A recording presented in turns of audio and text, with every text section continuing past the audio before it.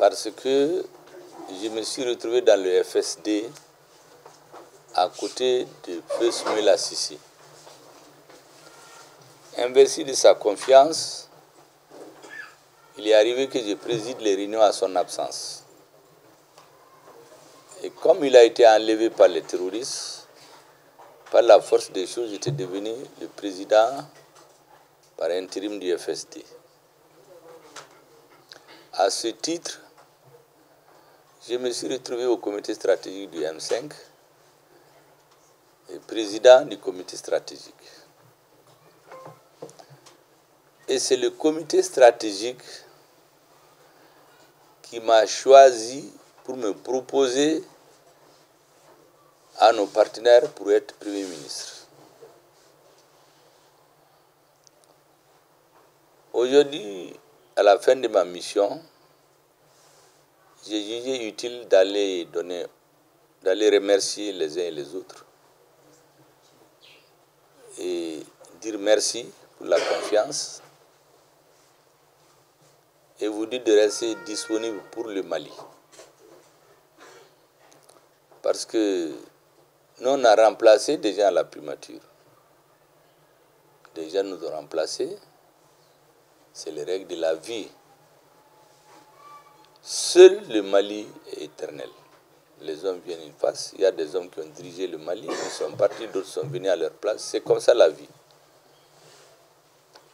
Mais avant d'aller plus loin, je voudrais faire certains rappels. D'abord, saisir l'occasion pour m'incliner devant la mémoire du président de l'URD, Soumaïla Cissé, qui a porté son choix sur moi. Et avoir une pensée pieuse à l'imam de la mosquée du Koweït de Gao, Omar Al-Mahdi, qui vient de décéder il y a quelques jours. Voilà un monsieur, lorsque tous les représentants de l'État, tout le monde avait fui Gao en 2012, il est resté. Et il a dit aux séparatistes et aux terroristes que la ville de Gao, c'est pour eux, ils ne vont pas fuir. Il a tenu bon. Et quand la transition est survenue, la transition de 2020, il était l'un des plus grands soutiens de cette transition. Lorsque l'armée a un projet de conquérir Kidal, et que des services secrets de pays étrangers ont fomenté un complot pour attaquer le bateau de Tombouctou, tuer près de 60 personnes, créer la panique chez les Maliens, organiser une insurrection dans la ville militaire de Gao. C'est lui, ce jour-là, pendant qu'ils pensaient qu'ils allaient faire peur aux populations, il était dans sa mosquée en train de haranguer les foules et leur dire que 2023 n'est pas 2013. Que ceux qui sont contre le Mali, qui veulent diviser le Mali, vont les trouver des pieds fermes. Et Gao a tenu, grâce à des hommes qui ont fait la fierté de notre peuple et de notre armée. Vous savez, la base Barkhane de Gao a été chassée proprement par les populations et l'armée malienne. Et cet homme-là, il était au centre de beaucoup de choses. Il vient de rendre l'âme et le chef de l'État a envoyé une délégation. Nous-mêmes, on a envoyé une délégation pour remercier sa famille et présenter nos condoléances. Vous avez vu les images, comment la population de Gao l'a accompagné. Je voudrais donc que nous ayons une pensée pieuse pour lui et prier pour que son âme repose en paix. Ce sont des combattants qui honorent le Mali. Le président de l'URD, je vous ai dit déjà que c'est par l'entremise de sa confiance que je me suis retrouvé au M5 pour être plus tard proposé comme Premier ministre. Lui aussi, il n'est pas de ce monde. je voudrais avoir une pensée pieuse et respectueuse pour sa personne. Quand je dis ça, je reviens maintenant au sujet qui m'a amené ici. Vous vous rappelez, dans cette même salle,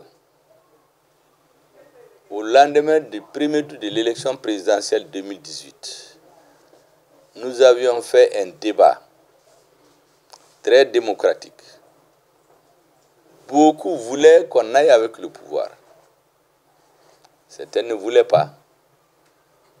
Ils avaient même peur que notre position de ne pas suivre les gagnants porte préjudice au parti. Et que pour la première fois, l'autorité du président du parti va être contestée. Ce jour, vous vous rappelez, après le débat, ce que j'ai répondu. J'ai dit que ce débat est très démocratique. Mais il faut laisser les uns et les autres avec leurs convictions. Je vous avais dit que, en fait, moi je suis les gens suivant les convictions et ce que je crois être l'intérêt supérieur du Mali.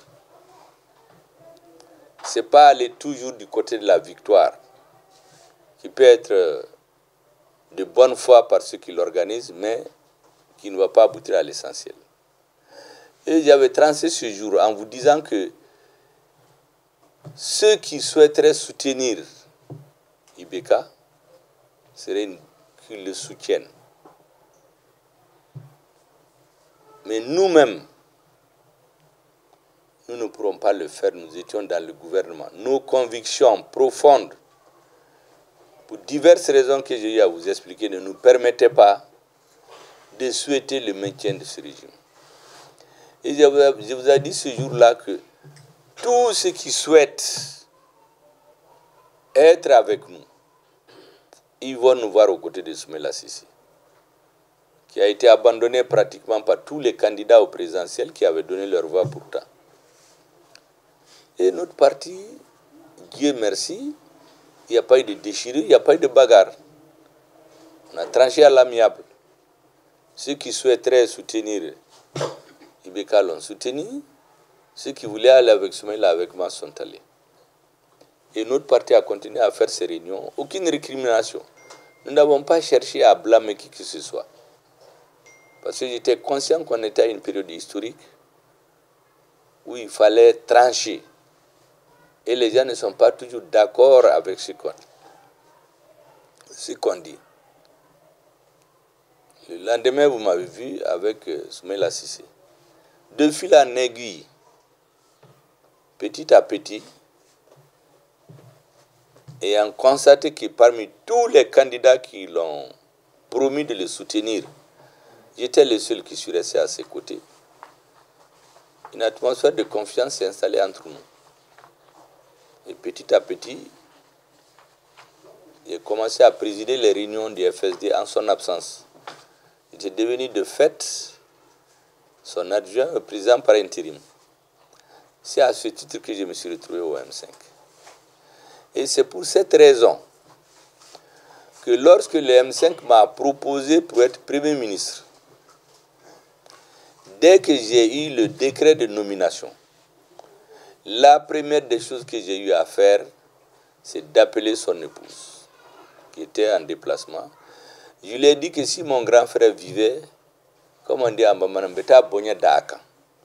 Mais comme il n'est pas là, c'est elle savait, je l'informe que je viens d'être nommé Premier ministre par le président de la transition.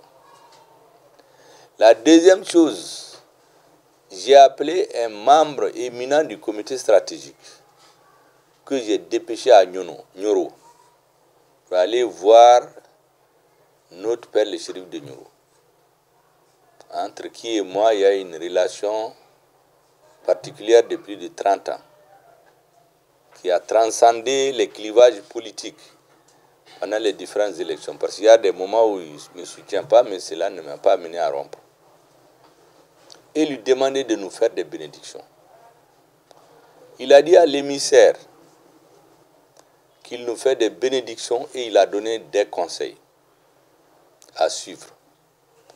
C'est pour cela que lorsque il fallait tenir les assises nationales je me suis déplacé personnellement.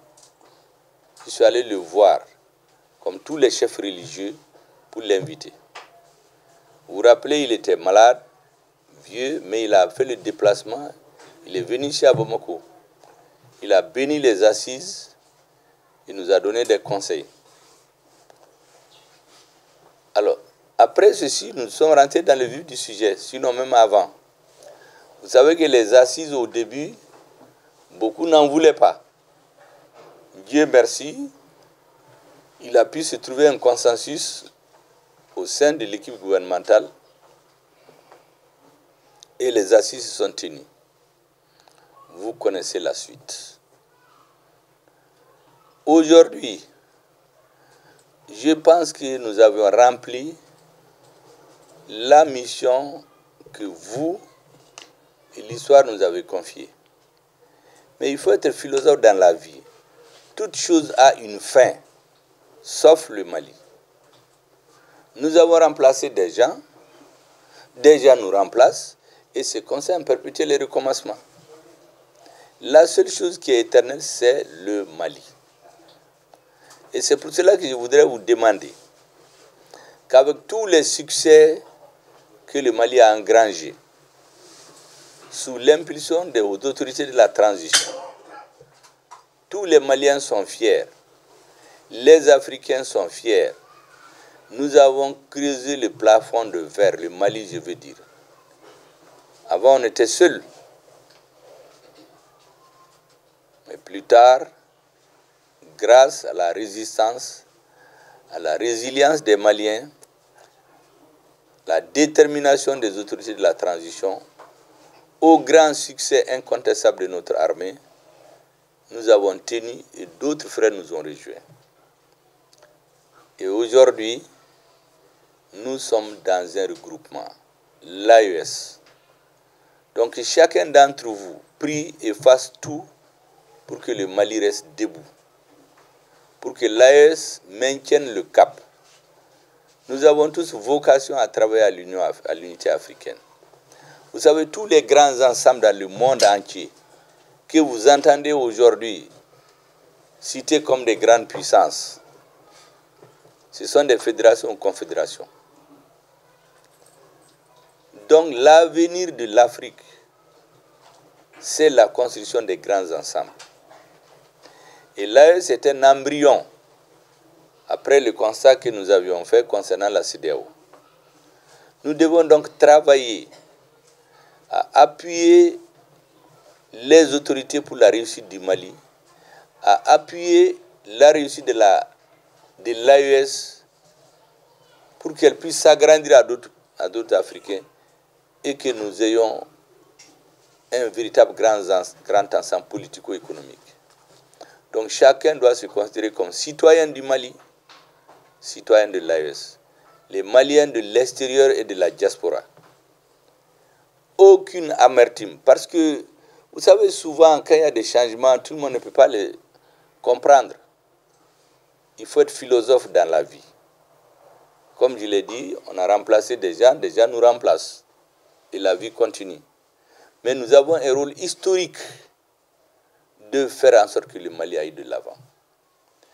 Au début de la transition, le jour où on décidait ici que je devais aller, personne n'avait pensé qu'un jour, le Mali pourrait libérer Kidal.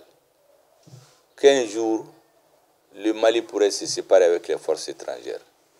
Cela a été fait. Je pense que c'est à l'honneur des autorités de la transition qui sont rentrées dans l'histoire, dans la grande histoire du Mali, la grande histoire de l'Afrique et du monde. Et nous devons tout faire pour qu'on ne recule pas. Parce que vous savez, ce que les autres pensent, ceux qui sous-estiment les Africains, ou les Africains qui ont peur, ils se disent que tout ce que les Africains commencent, ils ne peuvent pas l'achever. Nous devons tout faire pour aider tous ceux qui sont engagés pour le Mali, pour que notre pays ne recule pas, pour que l'AES ne recule pas, pour que l'Afrique ne recule pas. En ce moment, chacun pourra un jour se dire, j'ai accompli ma mission de génération. Vraiment, je vous ai appelé pour ça et vous dire merci. Parce que je suis parti d'ici.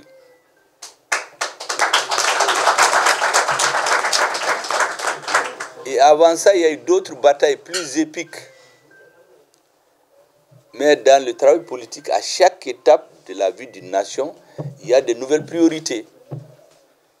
La priorité en 2020 n'était pas la même qu'en 1995, 97, 99. Donc il y a de nouvelles priorités. Quand de nouvelles priorités arrivent, vous savez, le nouveau, souvent, n'est pas compris. Mais comme je dis, prenez tout avec philosophie. Nous n'avons pas le droit de poser un acte ou de dire quelque chose qui n'est pas favorable à la marche inéluctable et inexorable du Mali et de l'Afrique vers l'indépendance, vers leur succès. Voilà, c'est le message principal que je suis venu vous dire. Je sais qu'il y a beaucoup qui étaient inquiets, ils se disent, mais qu'est-ce qu'il va dire? Bon, comme je vous ai dit, moi je vais toujours tout droit. Donc ceux qui attendaient, ils étaient inquiets là. Je crois qu'ils ne me verront pas là-bas. Je suis venu vous tenir le discours de la vérité. Parce que tout le reste là, c'est des états d'âme. Les états d'âme, on ne finit pas de les gérer, surtout quand on est en responsabilité. Je suis venu vous dire la vérité. Et la seule vérité qui vaille, c'est de travailler à la réussite du Mali. C'est le plus important. Quel que soit le fils du Mali qui se trouve à un moment donné de l'histoire. Merci beaucoup. La séance est levée. Ah, Monsieur le Président. Non, je m'excuse. Le parti a un message. Parce que si vous rentrez dans le débat...